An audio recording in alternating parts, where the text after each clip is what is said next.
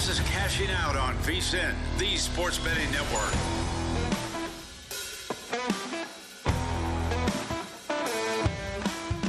What a weekend in sports it was. Welcome in, Cashing Out with Joe Ceraulo, another hour of the big show. And we were treated this weekend to some great playoff hoops, great playoff hockey, rivalry weekend in Major League Baseball. Rob Manfred and company absolutely hit it out of the park. And I've been more than critical at times of Rob Manfred and the job he's done as commissioner.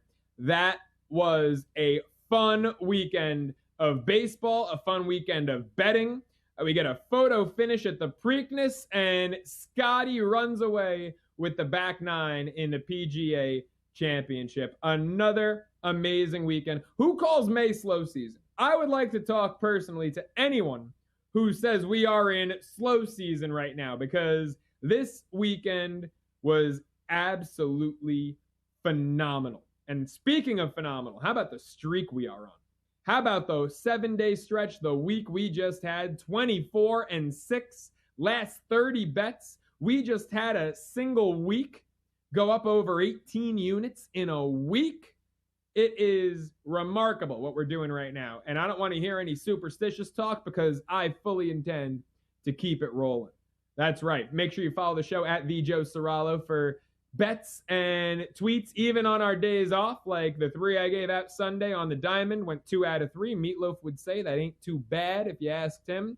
Lost in the Dodgers run line, was shocked they got swept by the Angels. And I stayed away Friday and Saturday because I didn't like the matchups, but I figured Sunday, Dodgers have to wake up, right? The bat's a day game. Chavez Ravine, ball flies there in day games. There's no way the Dodgers are getting swept, right? Friday night, I wanted nothing to do with Dustin May. I don't trust Dustin May in the slightest. Saturday, Kershaw returning from injury. There was no shot I was touching it.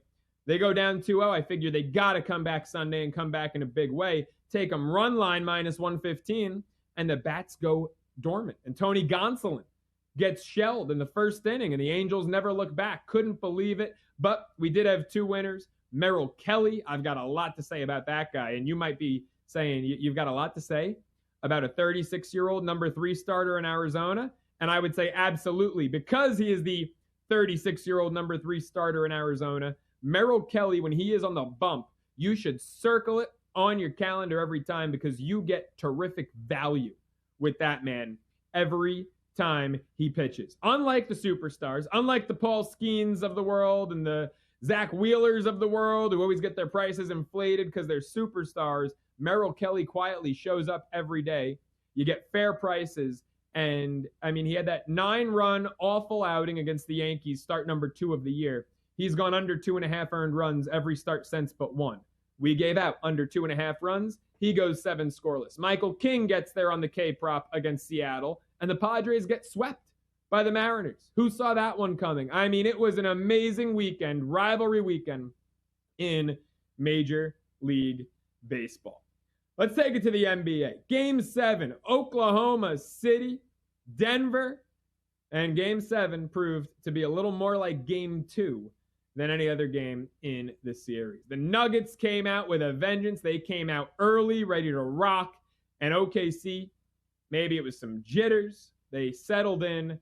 And this one really, I mean, from late in the first quarter when they started closing in on Denver, then they open up the second quarter on an 8-0 run. Once they went up 29-26, it was like they never looked back. I didn't have any action in this game. I was waiting. And look, sometimes this is the problem with waiting for live betting opportunities, but I think it's worth it, right? I was waiting for a live opportunity to go OKC. And maybe I missed it in the first quarter. I don't know. To me, it was too early. Even when they were down 10, I wasn't going to get anything really good that I needed that was that much different from the opening line. But once they went up 29-26, I checked. It was still 8 and never looked back. The Thunder just overwhelmed the Nuggets in this game. Defensively, they swarmed them. I mean, this team is so unique. What they bring to the table defensively. The versatility, forcing 22 turnovers from a Nikola Jokic-led team in a Game 7, only coughing it up 9 times themselves. The Nuggets were simply overmatched. They didn't have an answer for what OKC was throwing at them. And then look, offensively, 125 points never hurts, right? $125 never hurt nobody. But it was holding Denver to 93 in this crucial, pivotal, win-or-go-home game and taking the ball out of Nikola Jokic's hands. That's where Oklahoma City won the game. You limit Nikola Jokic, the best player in the world, and look, OKC has SGA, the MVP, but you take the ball out of the best player in the world's hands and hold Nikola Jokic to 9 shots, there is no way the Nuggets are overcoming that for a victory. The fewest number of shots attempted Jokic had this entire series, games 1 through 6, was 14. You hold him to 9 because you build such a big lead that now Denver is shooting desperation threes, and that's not Jokic's game. He can hit the occasional one, and he can hit it over you occasionally, but it's not his game, and all of a sudden, he's not shooting the ball, and the offense isn't going anywhere. When Jamal Murray and Christian Braun are combined 3 for 17 from beyond the arc, and they're looking like an off night for Alabama basketball, 10 of 45 from deep, you know the Nuggets were sunk the second OKC's defense took the ball out of Jokic's hands. It was just textbook defending by Oklahoma City. And when I talk about versatility with this defense, it's these guys' ability to switch up assignments and switch up matchups, right? To have an undersized vet like Alex Caruso come off the bench and give you 26 minutes, 10 more than Dort, 10 more than Hartenstein.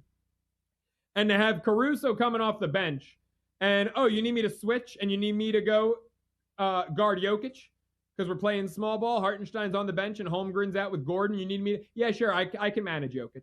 And with his quick hands, he was managing Jokic. I mean, not for 48 minutes, but my goodness, for more than I think anyone would expect Alex Caruso to be taking care of Jokic defensively.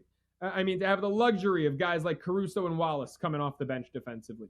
To have the starting rotation, the starting backcourt of SGA, Dort, and Jalen Williams. I think it's unquestionably, undoubtedly, the best defensive backcourt in basketball. The Oklahoma City Thunder are just an incredibly unique team. And it also doesn't hurt offensively when your MVP, SGA, is making it rain from 3. I mean, look, this wasn't a 7 of 10 or a 9 for 11 Buddy Hield 3-point performance, but SGA is a little old school, and I love him for that, right? He is a guard who plays terrific defense, who sets his teammates up for success, and who, oh, by the way, manages to get 30 a night by attacking the rim, getting to the free throw line, and having a killer lights-out mid-range game. I mean, those are 3 words that I got to look over my shoulder. You might get shot saying the words mid-range game talking about the NBA nowadays. It's nearly extinct. The mid-range game is the woolly mammoth of the NBA. But SGA is bringing it back. He's bringing it back in style. 12 of 19 from the floor. How rare is that for a guard to take 19 shots and only 4 of them are threes, especially a superstar guard in today's league? He hit threes at a 75% clip, put up 35 points, got to the line 9 times, made 8 like it's clockwork. I mean, this kid is special. And I still stand by it. Nikola Jokic is the best basketball player in the world. But even though the 3-time MVP might have just turned in his best statistical regular season, I have no issue with SGA being the MVP this year because he was the best player on the best team. And you could say, well, you take Jokic off the Nuggets, they maybe don't even make the playoffs. And you know what? You got a point. But you take SGA off the Thunder, and who is shooting the ball in crunch time? Jalen Williams had a great game. Finally, best offensive game of the series. 24 points. He was plus 35 when he was out there.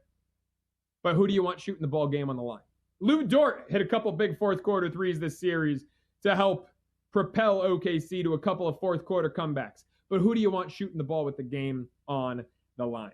This is SGA's team, and there's a reason going into the conference finals when OKC is sitting there minus $1.65 to win it all, this guy's minus $1.45 to be your finals MVP. Now look, that's not a bet I'm making. I'm not running to the counter to lay $1.45 and tie it up for a month, right? Especially when I think OKC might be, dare I say, vulnerable. When they might not be the foregone conclusion that you would think a team laying $1.65 to win it all is when there's 4 teams remaining. I'm not making that bet. But I will say it is a better bet than to take the Thunder to win it all. To lay 145 with SGA, Finals MVP, is unquestionably a better bet than laying 165 with OKC. Because there is no way we are not going to get an Andre Iguodala situation. There is no way that Lou Dort plays some great 3-and-D basketball and wins the Finals MVP out of left field. If Oklahoma City does win it all, which again is not a bet and run into the counter to place, but it is entirely realistic and entirely plausible. If they do win it all, SGA is going to be your Finals MVP. So if right now you're sitting here and you're going, oh, that was OKC's toughest task. The Nuggets were the biggest challenge the Thunder were going to face. They're not going to struggle with the Wolves. They're going to make quick work of the Knicks or the Pacers, whoever. I'm taking OKC to win it all. If you're so inclined and so convinced that you need to do that, then you're better off just betting SGA minus 145 to be your Finals MVP. Because there is not a world we live in where a member of this, albeit incredible supporting cast, but a member of this supporting cast is going to take that trophy away from SGA. And he showed that Game 7, and he showed it on Mother's Day. And every time Oklahoma City needed him, he showed it. And that's why SGA is your MVP. Folks, Edge Boost is the first ever bank account built for bettors, ensuring that all gambling transactions get approved. That means no usage fees. It means no minimums. It means you can earn cashback rewards and get 100% approval for all betting deposits. So sign up today. What are you waiting for? Go to edgeboost.bet. Use the promo code, my favorite word, your favorite word, cash. Deposit $25. Edge Boost will match it. That's only over at edgeboost.bet. Let's look at some conference finals up next. Cashing out with Joe Ceraulo.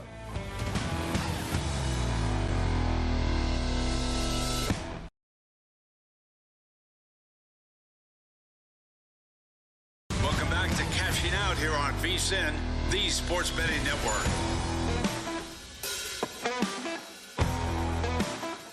Cashing Out continues with myself, Joe Ceraulo, getting your week started the best way, the only way, the right way, right here on the big show, previewing some NBA conference finals action. And we talked a lot of OKC, that Game 7 right there against Denver. I'll tell you what, this is going to be interesting to see how the whole rest or rust thing transpires here against Minnesota. The Timberwolves, as we get a quick turnaround, we go Western Conference semifinals Game 7 on Sunday to now Conference Finals Game 1 on Tuesday. No Eastern Conference action from Friday to Wednesday. 5 days, no Eastern Conference basketball. So the Thunder have 1 day off. I mean, there were times in that Nuggets series they had 2 days off between games. They get less than that between series here. 1 day off, back at it at home against Minnesota Tuesday night. The Wolves have not played since Wednesday. So Minnesota's coming into this on Thursday, Friday, Saturday, 5 full days of rest. And OKC gets 1. I'll tell you what, it might be advantage Oklahoma City. And, I mean, they're laying 7.5 Game 1. Are you kidding me? Minnesota, at times against Golden State. And look, this is a Wolves team that mowed down the Lakers in 5, mowed down the Warriors in 5, albeit no Steph Curry for the vast majority of that series. This is a Wolves team that played far from perfect basketball, that did not execute at times in that Warriors series nearly to the capacity in which they should have. And I don't want to take anything away from Minnesota. I will admit, for storyline purposes, I'm kind of rooting for a Minnesota-New York finals. You all know I love my Knicks. There's no lying. There's no hiding that, right? We place our bets objectively, but I love my New York Knicks, and I always will. But I'm living for this Knicks-Timberwolves finals. Give me Jules versus Cat. Give me Dante DiVincenzo versus Brunson, Bridges, and Hart, just like that commercial with the Villanova boys where Brunson throws him the hat. Right? Like, I need that. It's going to be really damn hard for Minnesota to play the way they did against Golden State and get past Oklahoma City. And I said it before the series. I said it before the Nuggets-Clippers series was done. I said Oklahoma City's toughest test is going to come from whoever the winner of the Clippers-Nuggets series is. And then the Nuggets win Game 7 decisively. And we were on it 2 weeks ago. 2 weeks ago on Cashing Out. Denver plus 2.5 games on the series price plus $1.15. Denver plus a game and a half series spread plus 230. And both hit. And that was probably the toughest test Oklahoma City is going to face. Now, is there a chance Minnesota can duke it out with them and take it to 7? Yeah, on their best night, they are a really versatile team offensively. On their best night defensively, they're good, but they don't consistently put together the defensive efforts Oklahoma City does. And that's why right now, if you're looking in the exacta market, Thunder in 5 is the favorite at 3-1. Next up, Thunder in 7 plus 370. I do have a feeling it's going to be one of those two. I have a feeling we either get a sloppy, young-looking Minnesota team and the Thunder do them in 5, or the Wolves fight and then refuse to go down on their home court and maybe push a tired. If Oklahoma City is tired, which, look, they're a young team. They didn't play a whole lot of strenuous minutes. Game 7, I mean, we talk about the quick turnaround. They had 2 separate starters, Lou Dort and Isaiah Hartenstein, play 17 minutes Game 7. 17 minutes. So they're not what I would classify as exhausted going into this series. But if they are tired from the strenuous minutes, games 4, 5, and 6 against Denver, games 3, 4, 5, and 6 against Denver, maybe Minnesota can push them. But I will, while I'm rooting for the Wolves, I would love to see the upset. I will pencil Oklahoma City in to the finals. The Eastern Conference, you know who I'm rooting for. But this is as close to a toss-up as exists. I'm frankly a little bit surprised, maybe it's because of home court advantage, that my New York Knicks are laying $1.45 on the series price. And if you got the Knicks at plus 105 to win the East before Game 5 in Boston, power to you. If you got the Knicks after they lost Game 5 plus $1.20 or so, and that was, plus $1.20, give or take 5 cents, depending on the book. If you got them at that price before Game 6 to win the Eastern Conference, congratulations, because if you're betting big enough here, you put yourself in a great opportunity to hedge, guarantee a profit. Indiana's plus $1.20, $1.25 right now, depending on the book. Knicks minus 145. And I think the Knicks win the series, but I don't want to touch a side in this series. I mean, we saw firsthand, right? You recall last year, that 7-game second round set, Knicks-Pacers. Knicks take them both at MSG. Indiana takes 4 of the final 5. It was an incredible series. It was hard fought. It was reminiscent of the Knicks-Pacers battles we got in the late 90s and the year 2000. And I think that's what we're in store for. By the way, I know it's not Knicks-Celtics. I know it's not Knicks-Sixers on paper or geographically. This is a great restoration of a great rivalry.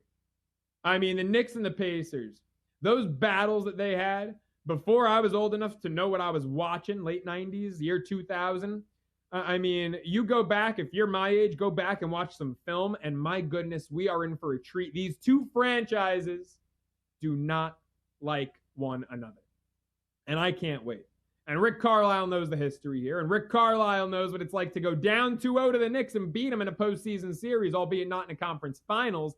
Let's hear from Rick Carlisle about this team, maybe some similarities, maybe some differences that they have from last year's squad.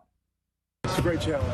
It's a great challenge. They've got a lot of weapons. Their rebounding is a daunting problem. And, opening up at Madison Square Garden is another big challenge. I know you like the history of the league. What does another Pacers-Knicks Eastern Conference Finals moment strike you as? Yeah, there's history there, but we're just focusing on what's happening right now. I'm sure New York's doing the same, and there's still a few days before we start, but we got to use the time wisely.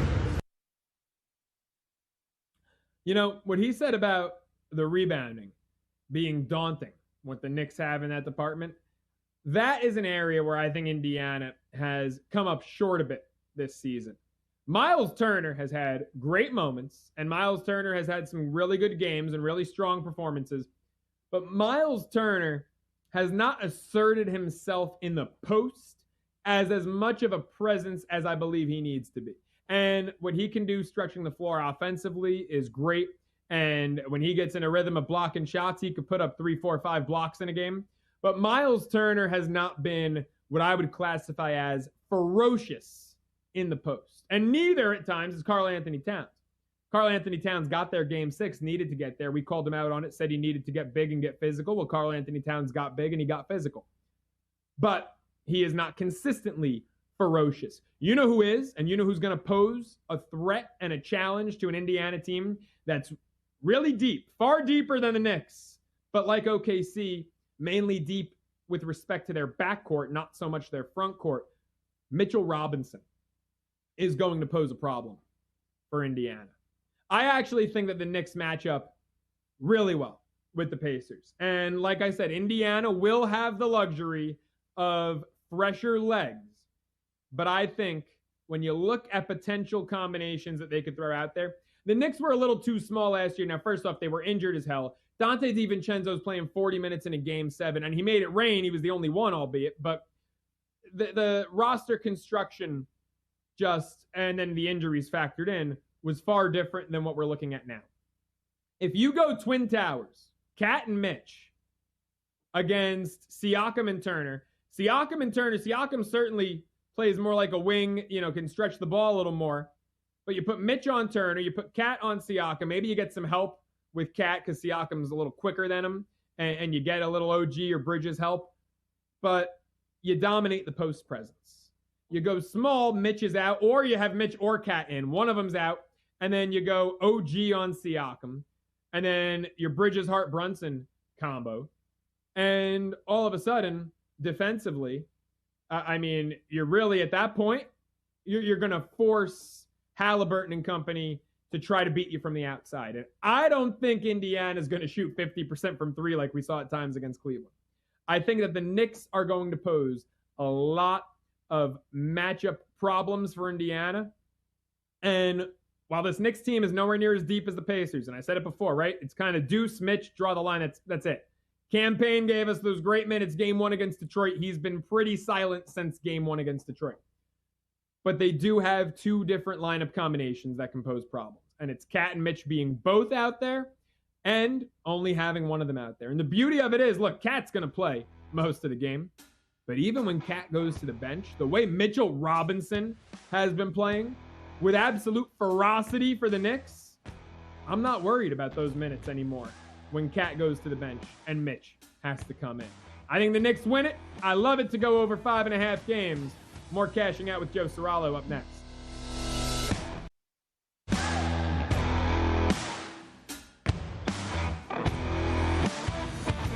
Welcome back to Cashing Out here on VSiN, the Sports Betting Network.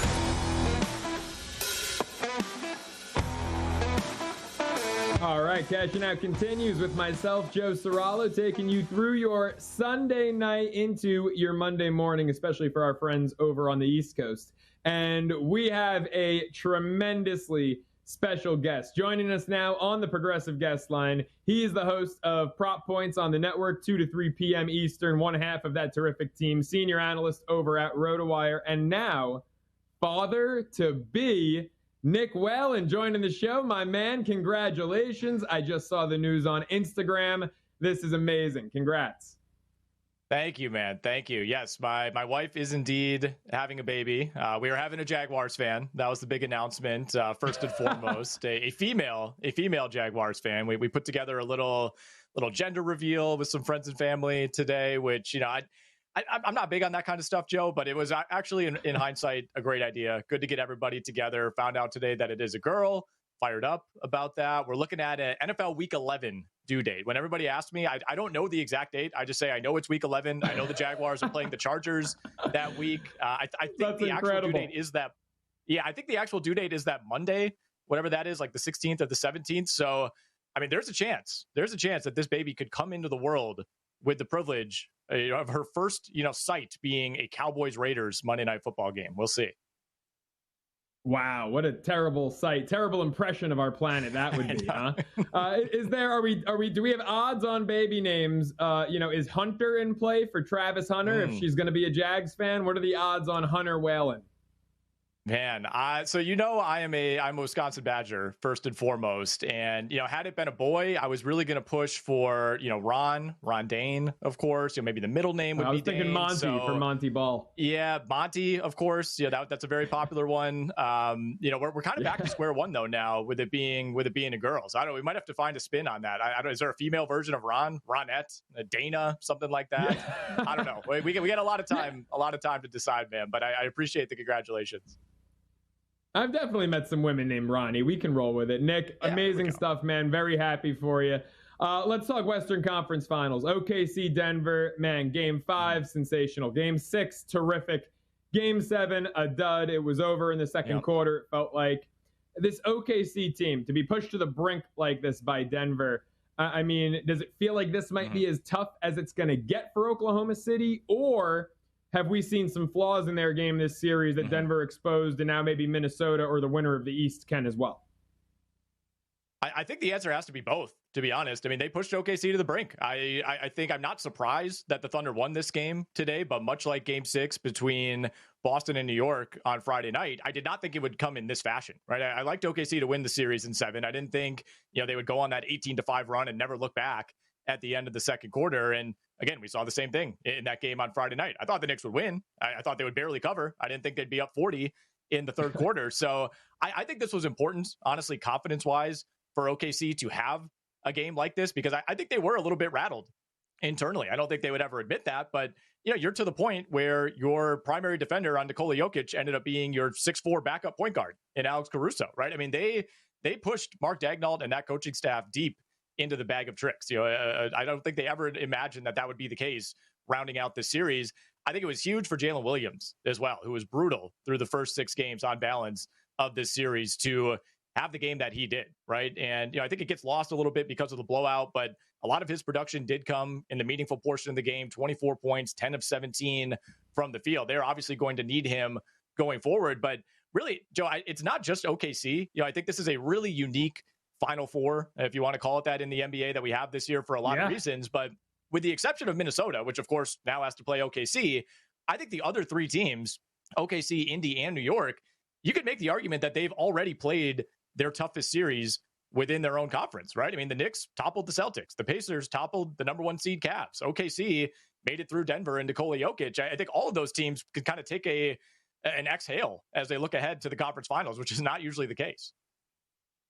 Yeah, I think that, I will say the one caveat maybe, I think Knicks Pacers is going to be beyond physical.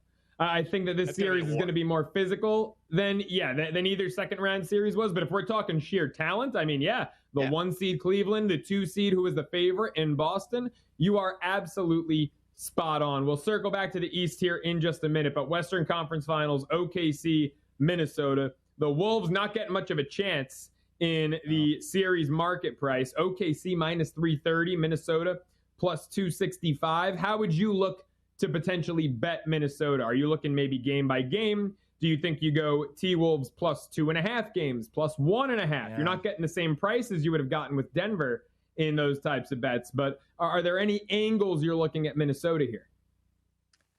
Yeah, I didn't love the pricing, when you're looking at the plus 1.5, the plus 2.5, plus 2.5 games is minus 165. I do think the Timberwolves have a pretty good chance to steal at least one game in this series. My initial thought, after that game today was OKC in 5. You could maybe talk me into OKC in 6. So, you look at the under 5.5 games in this series is plus 105 right now at DraftKings, minus 125 to the over. So if you're like me and you think OKC maybe kind of regained some of that confidence, maybe they have played their toughest series so far, I can see this, being a 5-gamer, getting that at plus money, I think is a decent deal. But again, this is a different challenge for OKC, but I think it's an easier challenge just by virtue of not having to game plan for Nikola Jokic. Like, all due respect to Anthony Edwards, he's a probably top 6, top 7 at worst player in the NBA, but he's not Nikola Jokic, right? He is not that full-on queen on the chessboard where you have to worry about where he is and what he's doing on every single possession. And I thought more than anything throughout the series, and certainly in Game 7, OKC's defensive effort ended up winning them this series. They forced 22 Denver Nugget turnovers on Sunday afternoon. OKC didn't even have a great shooting game. They only shot 31% from 3. They still ran away. And look, Minnesota, minus Steph Curry, ended up handling that series pretty easily.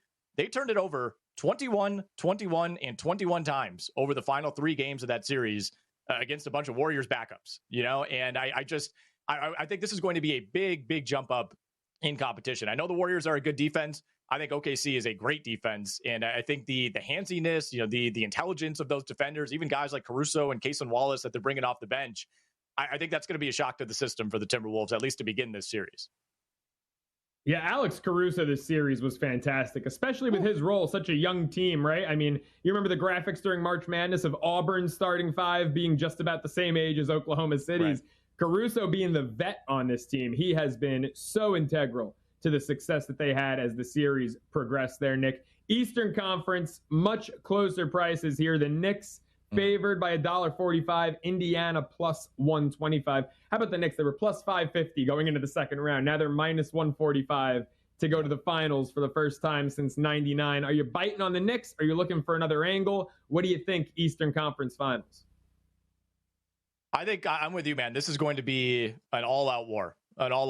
And I think there's a case to be made that maybe if you're a casual NBA fan, if you only follow the biggest names, maybe this is somewhat of a letdown in terms of the 4 teams that we have remaining. I could not disagree with that more. I think this is going to be incredible. This is 7 straight years now. We're going to have a unique NBA champion, right? We went through a period where it felt like, it was the Heat for a while, and then it was the Warriors, and nobody could beat those teams. I mean, we have as much parity right now in the NBA as we've had in a long time. And look at the teams remaining, right? I mean, Indy has never won. Minnesota has never won. OKC, as a non-Seattle franchise, has never won. New York hasn't won since 1973. I mean, there's so much on the line for every single one of these teams. I think this is a 6 or 7 game series. I would lean 7 right now. Maybe just bet it to go 7 games. I think these are incredibly evenly matched teams. 2 teams led by a great guard with excellent role players. And I think the through line really through all 4 of these teams, but especially these 2 in the East, everybody contributes. There are no obvious weak points. There's not, we'll just leave that guy in the corner. We'll just throw our worst defender on that guy. We don't have to worry about him. Indiana, especially, has impressed me through these first 2 rounds. I mean, even the guys they're bringing off the bench, TJ McConnell, Obi Toppin, Ben Mathurin, every single one of these guys seems like they contribute every single night. So I think the big advantage in this series for Indiana is that depth. The big advantage for New York, of course, is they have big wings that you can throw on anybody. They all play D. The question is Indiana going to continue to shoot 50% from the field like they did through the first 2 rounds? Like that has to come down at some point. I think the Knicks defense is going to make them work for it even more than Cleveland did in round 2. At the end of the day, though, Joe, I think right now, if I had to bet this series, just pick an outright winner, I think I would lean on the Indiana Pacers. Ooh, okay. You know what, Nick? After what happened last postseason, I'm on the other side. I'm on the Knicks. Okay. It's hard to blame you. I think the best bet, 7 games plus 220 for the series. Yes. 7 and 6, by the way, both the same price, both plus 220. Folks, smarter bets start right here, and they last all year long with VSiN Pro. Right now, sign up on an annual subscription. You'll get 14 months for just $1.99 when you use the promo code PRO. That's 2 extra months free for less than 50 cents a day. Become a VSiN Pro subscriber today. Get instant access to a daily email with all best bets from our hosts and guests, real-time betting splits from DraftKings and Circa, 24/7 video access on the VSiN Watch app, plus full access to VSiN.com's analytics, betting trends, and expert breakdowns. Don't wait. Go to VSiN.com/subscribe and use the promo code PRO to lock in your offer. That's VSIN.com/subscribe. He's Nick Whalen. You catch him on Prop Points weekdays 2 to 3 p.m. Eastern. I'm Joe Ceraulo. This is Cashing Out. We've got more picks, more winners up next.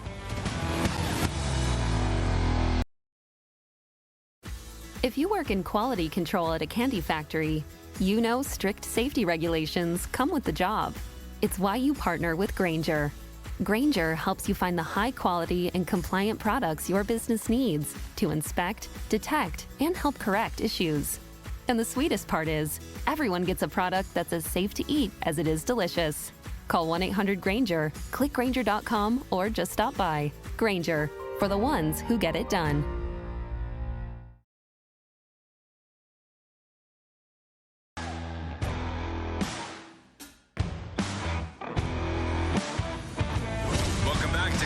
Out here on VSiN, the Sports Betting Network. All right, Cashing Out continues with myself, Joe Ceraulo, as we get ready to start your week and wrap up the big show. We've got best bets coming up. You don't want to miss it. We're 24-6 our last 30. What a week it was. What a week it's about to be. Just because the week's over doesn't mean the heater is, folks. 24-6, up over 18 units in my last 7 days. We are going to keep that rocking and rolling here as the show, the week, and the spring keep on rolling. Couple of thoughts I want to wrap up before we dive into our best bets on the Diamond Monday, just regarding these conference previews. And we'll be doing more conference preview next episode because there is no hoops, no hockey on Monday. So I'll give some quick series price thoughts when it comes to both. NBA, I think the Knicks beat Indiana. I do. Do I want to lay 145? I don't. You know what I think is more of a sure thing, though, than the Knicks winning? As much as the fan in me wants to, pound the table that Knicks are going to the finals. And you know what? I do believe the Knicks are going to the finals. Indiana's really damn good, though. I think it is way more of a lock that the series goes over 5.5 games. And it's tough to play at minus 170. I mean, as much as I am convinced wholeheartedly the series is going 6 or 7, minus 170 is just a lot to lay when the exact games are plus 220 for both 6 and 7. So I think, look, you could go lay the 70 cents, or you could go plus 220 if you feel like you think it's going 7, play it plus 220. If you feel like you think it's going 6, if maybe if you like the Pacers, you think that they close it out in Indianapolis game 6, you could also play that plus 220. Although I think if you have that strong of a conviction, maybe just put a little sprinkle on Indiana in exacta for them to win in 6, because that's going to be like better than 5-1 odds right there, maybe close to 7-1 on Pacers in 6 if you think it goes that direction. Here's a play on the ice I absolutely love before the Panthers-Carolina Hurricanes series, right? You got the road team, Florida. Carolina's got home ice here. And Florida's the favorite on the series. They're minus 125 to win the series. I think they win the series. But I love the Panthers series spread minus a game and a half because I think Florida wins it in 6. So I love the series spread here, minus 1.5 at plus $1.45. Now, if you want to take it a step further, you can go for an exact, what do we have? 6 games here is 2-1. So even better odds than minus 1.5.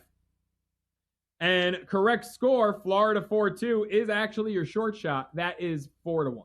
So Panthers minus a game and a half, meaning they can win it in 4, 5, or 6. And hey, Carolina's gotten swept 3 straight conference finals appearances.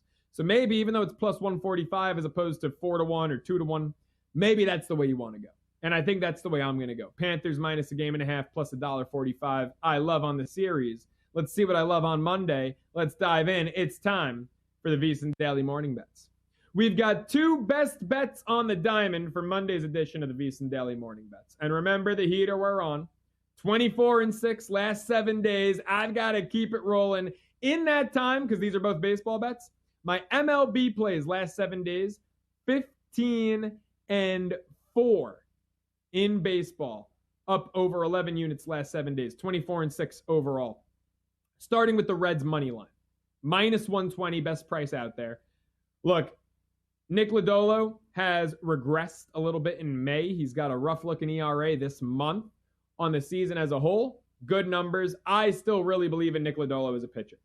And I was looking at maybe his K prop here, over under 5.5. Over is only about minus 105. Could probably find even money out there. And I was debating it. He's gone 6 or more Ks in 3 of 5, but there's some days where Lodolo's just pitching to contact, doesn't blow it by guys, really relies heavily on his off-speed stuff, slider, sweeper, and so forth. Although Pirates hitters, first off, Pittsburgh is a really high K rate team. Secondly, against Lodolo, try 52 at-bats, 21 strikeouts. We're looking at damn near about a 40% K rate for Pirates hitters against Lodolo. They're just 12 for 52 against them. K rate's living around 40%. But while I mentioned Lodolo has struggled a tad lately, so has Mitch Keller. The Pirates have lost 6 straight Mitch Keller starts. They cannot hit a lick. Their pitching kept them in the series against Philly. They had a lead Friday. They blew it. Saturday, the Phillies lineup for the early going of the game was held at bay. Pittsburgh got nothing. Sunday, you lose a Paul Skeens gem. You lose an 8-inning, 1-run gem from Paul Skeens. Blow up the franchise. Trade Skeens. Move to another city at this point. This is a Pittsburgh team that was supposed to be frisky this year. This is a Pittsburgh team that was supposed to, maybe finish above 500 or right around 500 this year. They're winning a third of their games. The lineup is a disaster. They are wasting an incredible generational stud in Paul Skeens. If they can't win a game where Skeens goes 8 innings and gives them 1-run ball, I don't think they can win a game behind Mitch Keller. They've lost 6 straight starts of his. He's got an ERA near 5 for the month of May himself. They're just an overall dumpster fire. I've got to back Nick Lodolo, who Pirates hitters don't see the ball well coming out of his hands, and a Reds lineup that, unlike Pittsburgh, can actually hit a baseball. Reds money line, -120. And my other best bet on the diamond, give me Brandon Pfaadt. Stop me if you've heard this name before, because I love this kid. Over 15.5 outs at -105. Now, he's made 9 starts this year. Over this in 7 of 9, 4 road starts over in 2 of 4. He has failed to go over this in his last 2 away starts. But don't forget 2 starts ago, albeit at home, he faced these LA Dodgers and he went 6 1/3 innings of shutout ball. He is an inning-eating machine. And despite those back-to-back tough road starts where he went under this mark, as I said, he's gone over it in 7 of 9. He has consistently given Arizona depth now for the better part of about 2.5 years. And 15.5 outs, -105 to the over is a ridiculously generous price in my estimation. I've got to take it with Brandon Pfaadt against the Dodgers lineup that just showed me nothing, nada, zilch against the Angels of all teams over the weekend at Chavez Ravine. Yeah, give me Pfaadt over 15.5 outs, even at Chavez Ravine. That's it for my 2 best bets. I'll let you in on a little play, though. And follow me at Joe Ceraulo on Twitter. See if it becomes an official play. I will tweet it out on Monday. Something that's got my eye. My Mets going up from Yankee Stadium where they dropped 2 out of 3 rubber match Sunday Night Baseball rivalry weekend. They're going to Fenway Park. And Kodai Senga's got the ball against the Red Sox team that just feels like they have forgotten how to win games. I mean, it is bad right now in Boston. This is a team, the amount of 1-run losses that they have is criminal. This Red Sox team should legitimately be competing, be vying for the best record in baseball right now. They could have 30 wins right now. They've got over a dozen 1-run losses. It's embarrassing how many 1-run losses this Red Sox team has. Kodai Senga's made 8 starts this year. He has stayed under 2.5 earned runs in all 8 starts. You can get it right around -130 right now. I'm going to wait, monitor that price. If I can get a little better, I know it's Fenway Park. I know it's a hitter's park. If I can get a little bit of a better price, I might take Senga under 2.5 earned runs to go 9 for 9 in that department. Make sure you're following at Joe Ceraulo on Twitter. If it becomes a best bet, I will tweet it out. But that'll do it for the VSiN Daily Morning Bets. Folks, don't forget Best Bets brought to you by our friends over at GBank. Get the GBank Visa Signature Card today.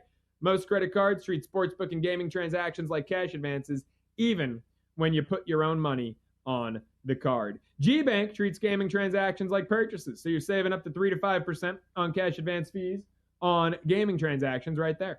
Also with GBank, you're earning 1% cashback rewards on all eligible sportsbook and gaming transactions and 2% cashback rewards on all eligible purchases. Apply now at vsin.com/GBank. That's VSIN.com/GBank. And that'll do it for another terrific edition of Cashing Out with Joe Ceraulo. Couldn't do it, though, without our incredible team. Special thanks to our terrific producer, Adam Bernard, for the amazing job he did putting this program together, the plan, the guests. How about those guests? Special thanks to them. Nick Whalen, father-to-be. Catch him on Prop Points, 2 to 3 p.m. Eastern this week. Tony Mejia joining the show. VSiN's own Jonathan Davis talking puck with us.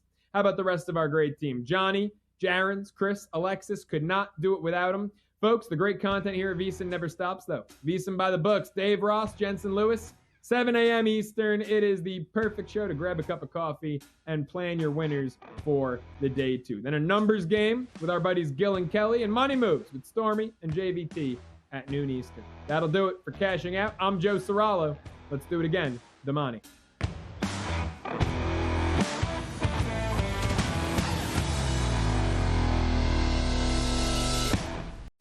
If you work in quality control at a candy factory, you know strict safety regulations come with the job. It's why you partner with Grainger. Grainger helps you find the high quality and compliant products your business needs to inspect, detect, and help correct issues. And the sweetest part is, everyone gets a product that's as safe to eat as it is delicious. Call 1-800-GRAINGER, click Grainger.com, or just stop by. Grainger, for the ones who get it done.